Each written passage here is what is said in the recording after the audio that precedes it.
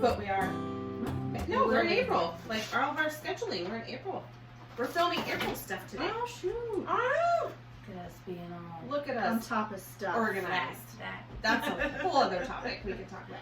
So today's topic, and actually, you know, we always have kind of a schedule, but then, like, Stacy arrived today, and she was like, you know, I have this topic I want to really, you know, I have one on tap. And I really liked it, and so I erased it, and we kind of combined it. Yeah. So the topic today is raising anxious and strong-willed kids.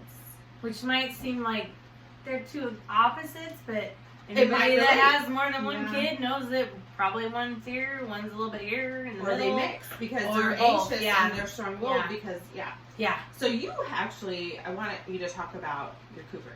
My Cooper, I have an anxious kid, and I would say he's strong-willed in certain respects. He knows who he is. He knows what he wants. He's a very good kid, but he has anxieties that I don't know how to help him with. Support him. Things like going to the doctor's office, not his favorite thing. Okay, that's probably normal for kids. But last summer, he's 13 years old. He's pretty much as tall as me. So he's not little anymore. Well, Frank's tall too. So. Yeah, and yeah, he is kind of short for 13, but I'm short. He'll get there. But we went to the doctor and he had to get a couple of like boosters shots. He had to get 3 specifically. The problem happened is that the nurse told us at the beginning of the appointment that he had to get a shot, and then he didn't actually get them until like 45 minutes later. So he spent 45 minutes Sweating. freaking out in his head. By the time it came down to it, we tried everything. I tried talking to him. Like, How was he his would- demeanor? Like, he what would was he look doing? me in the eye, but he wasn't there. He was not He was there. He disassociated for real. And he was just like, I don't want to do this. I don't want to do this. He was panicking. I don't want to do this. Let's just go. I don't want to do this right now. We'll come back another day. And I said yes. The other day would be just as bad. And I was like, let's just get this over with. So we Isn't tried. it hard for you though as a mom? I was in tears. I was just like, I didn't know what to do. I sent Ellie out of the room, my daughter, his sister, so thinking that might make him feel more comfortable. The doctor had left. The nurse was trying to do it. He was just, every time we'd try to do something to convince him, and she'd go to put the needle up, and he would just freak out. Which is going to hurt worse. Yes, Oh. and it ended up, long story short, it ended up taking 5 adults, not me or the doctor. Me, the doctor, and Ellie stood outside the room and listened to him scream. Oh, It took 5 adults Heartbreaking. to Was give he- him 3 shots in his leg. And then he was just like, he needed like the bag to breathe in and out of to calm himself down. They had to go get him some juice. Like, it took like 20 minutes to just decompress afterwards. Jeez. The whole office heard him screaming. Like, and he's a kid that's as big as me. And he had these problems when he was little, but I just assumed it was a little kid thing and he would grow out of it, and he's not. And so it's just those anxieties are there. And then things like clipping his nails. That is like That's an a act thing. of God to get that done for him. He can't even do it himself because in his head he thinks his skin is gonna get clipped I ain't and it's gonna gonna lie, I hurt. have that anxiety too. And, I go to get my you toes know, done, I'm like, ugh, be careful. So and then another thing is going to get his hair cut. Whenever they use the scissors or clippers, he flinches. Like our hairdresser, he's seen Cooper like 3 or 4 times, and a couple times ago he was like, "You must have been cut before, or like clipped before," and I'm like, "He never has. He never has been cut accidentally. He doesn't He have an just- anxiety or like something that triggered him. Nothing Yeah. caused it. Nothing that I can think of that would have caused these anxieties, other than in his mind, he just thinks he's going to get hurt. And That's a huge anxiety though. I and cut the he- boy's hair and it- yesterday, and Paxton was freaking out the whole time. Yeah, Like, but is it why? gonna be the waves, Yeah. maybe? Like, is it a Well, and sensory then thing? he does You it know? with the clippers or the scissors too, not just the buzzing of the clippers is kind of So anything sharp is Yeah, basically he has sharp. a trigger for. Yeah. So needles, Clippers. toenail clippers, Yeah. and scissors, and anything that could cut his skin, and like he perceives something that's going to hurt him. Even though when it's all said and done, besides the shots, it didn't hurt. Like, getting your haircut doesn't hurt. Clipping your nails does not hurt. Does he, like, go into it, like, with this huge anxiety, and when it's over, he's kind of like, okay, that wasn't so bad? Yeah, but then when I say, okay, we're going to do this again in a couple of weeks, he's It's like instantly he's nope, worrying about it already. I don't want to do it again. Like, I'm like, well, buddy, your nails are going to grow. You got to do this all the What time. if you video him So and then what show it to him? ends before up, the okay, next that time? might be a good That might idea, be a but good what idea. ends up happening, like, one of the successful ways to get, he's almost 14 and I'm still clipping his nails for him. Like, I'm like, buddy, we got to learn how to do He this. needs to learn how to bite him like we all do. Or that. No, But that's it's a his terrible toenails too, dude. Don't go there. My husband rips his nails and toenails. Oh! I've done that, but it's not. No, That's like not that's the right the only way. to do I it. don't think he knows how to use clippers. Use them like a file. Yeah. But he has to, like, have his headphones on and be almost. I don't want to say that. I don't want to step on any toes, but almost spectrum-ish. Well, I'm that And way, he- but I believe I'm on the spectrum somewhere. I think my son is too, just not enough to where he would need services or anything. Second sensory. Yeah, he's got sensory I think it's, perfectly. sensitivities, I Yeah, guess. that's a good Yeah. one. Sensitivities. Yeah. Yeah. But I Well- don't know how to help him get over those. And like I said, getting shots at the doctor, nobody likes to get shots. I don't like to get shots. But if you just get it done and get it over with, 2 seconds later, you don't feel it. But if you tighten your muscles, Oh, it like hurts. his leg hurt for a week, and I was like, that's because you were clenching. Mm-hmm. But he didn't give couldn't him the help heads up? himself. The heads up was worse. Yeah, what if you don't give him a heads up? And they I just don't know. That be might like, have. That boom, might. gotcha. Guess what? Bam! Then it's gonna be, oh crap! My kid Just come up from behind and punch punches his the arm. doctor. Yeah. We're just gonna wipe right here for a minute. Well, then no, that's never a good idea because like my husband, he knows every time he has to go under any type of anesthesia, he lets them know ahead of time. I'm very combative coming out of anesthesia. No. I just want you to know up front. He has swung at doctors before and nurses coming out of anesthesia. Now, when Ellie was like 5, she had dental surgery and she had to get put under, and she was very combative coming out of anesthesia too. Like, but she was 5. She was that big, It was like no, and she weighs like 50 pounds. Like, it was not a She problem. wasn't a threat. Yeah, and she almost knocked her. She almost crawled off of the chair and head first onto the linoleum floor, but Frank caught her, thank God, She was very squirrely. So maybe it's some, I don't know if it's Like a something chemistry? in their DNA or I don't know. But they did say it was common for Ellie's age group to come out of anesthesia like that. That's normal for them, but Frank does it into adulthood. So I don't know. That's a really interesting topic because, and I know we haven't talked about the strong-willed, which we can always talk about later, but that's maybe where the strong-willed comes into play. Like, I ain't gonna do this, Maybe. This is, you know what I mean? Right? Yeah. But then with the shots, Cooper was trying to negotiate. He's like, it wasn't just we're not doing this. He was trying he was trying to appease the adults. Like he's smart enough to know if I say no, that's not an option. But if I try to negotiate and then I'll just keep negotiating, like this kid's smart. It's like, how about you I'm get the gonna shots keep and I'll watch. negotiating until I get my way. What was you know? he trying to negotiate out He of? was like, let's just do this and we'll come back later. we can make another doctor's appointment and we'll come back next time. Or let's just do one shot and we'll do the other 2 another time. I'm like, let's just get it done and over with, Right? So you don't have to worry about it. Because otherwise you're going to go home and you're going to stress about it for a week. Or 2 weeks or whatever. Because he's not the kid that's going to forget about the doctor's appointment Oh, the no. day up. The second Or that the he 20-minute drive from home to the doctor's office is going to be terrible, He's not going to get the damn It's car. like a no-win scenario there. Like, I just don't know. That's a hard one. I will Yeah. say, because like you were talking about this earlier, and it's like on one hand, like I feel like, oh gosh, to hear him scream, Yeah. and hear that pain. And Even that, Ellie had tears in her eyes out in the hallway because it was just it's heartbreaking. Her big brothers. Yeah. and it didn't take long, but I'm sure he was exhausted. It was whole rest of the day, he was just kind of like that's drained. Like a panic Yeah, attack. he did. Yeah, he did. He disassociated, and then he had a major panic attack because of it. We had to do that with Taylor when she was younger. Hold her down, like for a shot, like when she was little, or when she was like a teenager.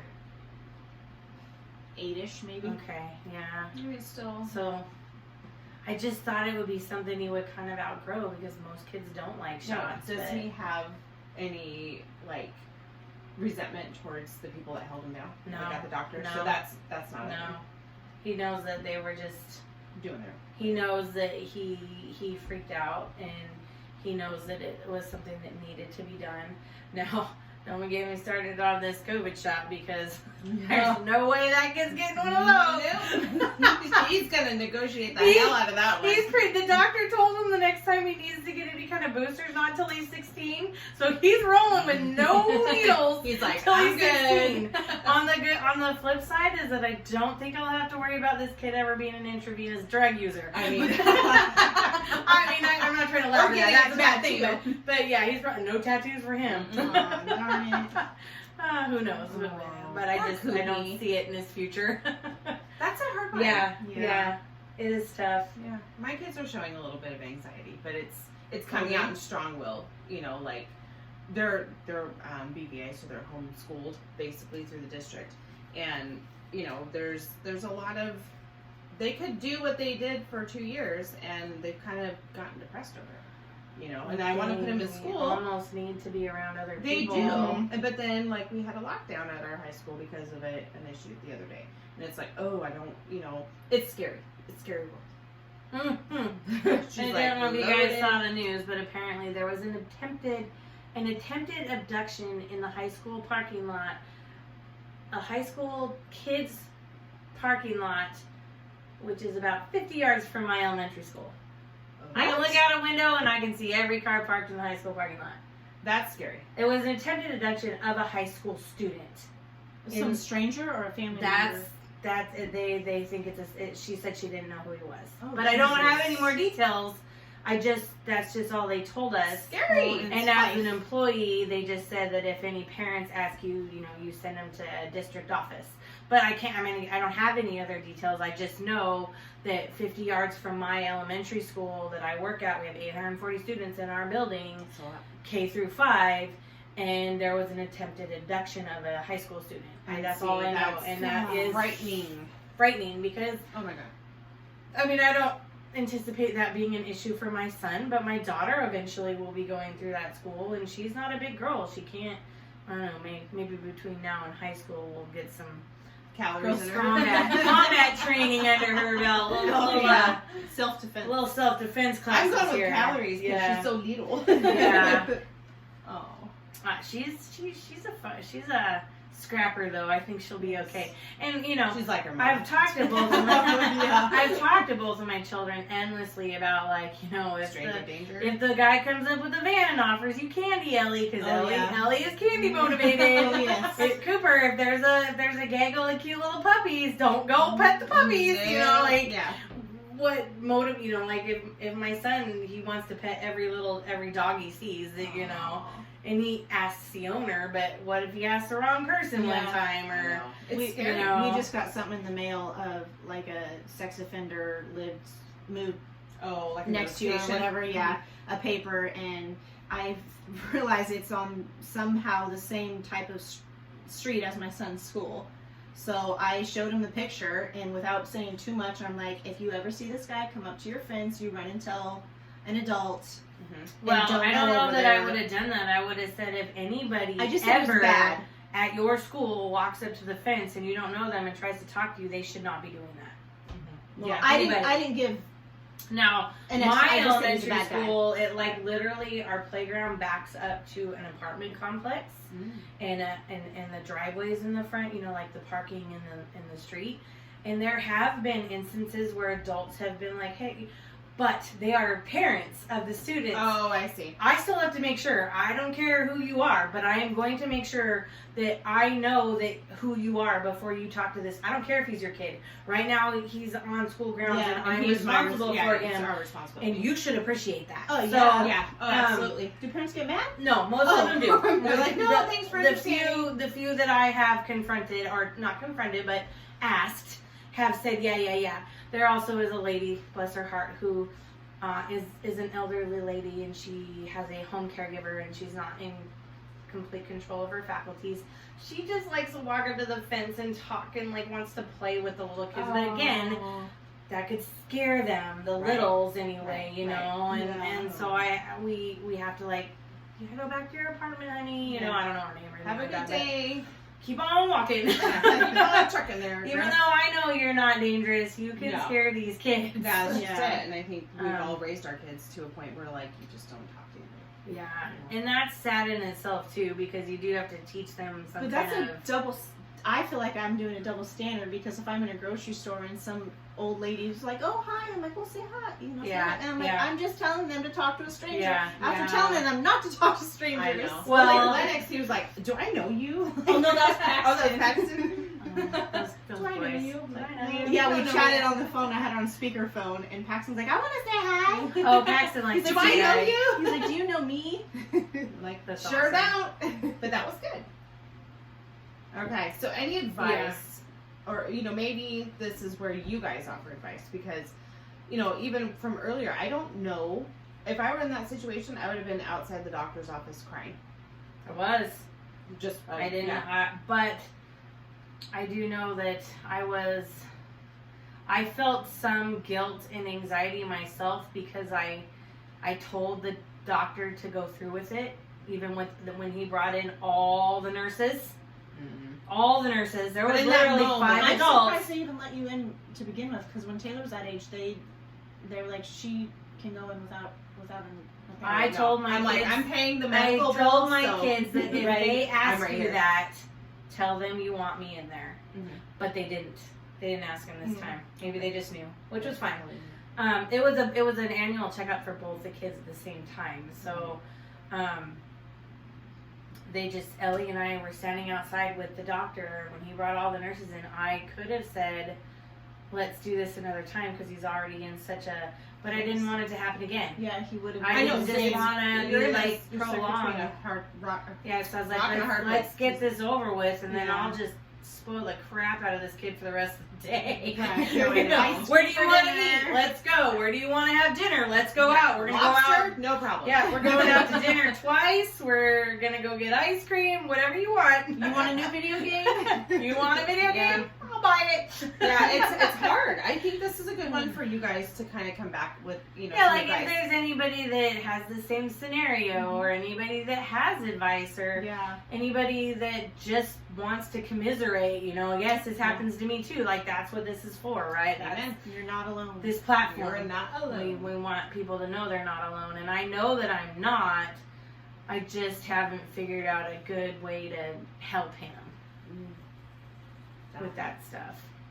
Because when my kid is 25 and lives on his own, am I still going to have to come over and clip his damn nails? I hope not. Like I said, get that nail file out. I mean, this is really bad, but I'm like, some of his nails are really long, and I'm like, Frank, he's got like a coke nail. And Cooper heard me say that. He's like, what does that mean? And I'm like, oh man. Never mind. Don't look that up. Yeah. Okay. They're that long. Yeah, they're that long. Okay. Well, I think this is this is why we do this. Yeah. You're not alone. There's going to be other people that are going to do it. Totally. So, comment below. Let us know what you think, and we'll see you next week. Bye. Thank you.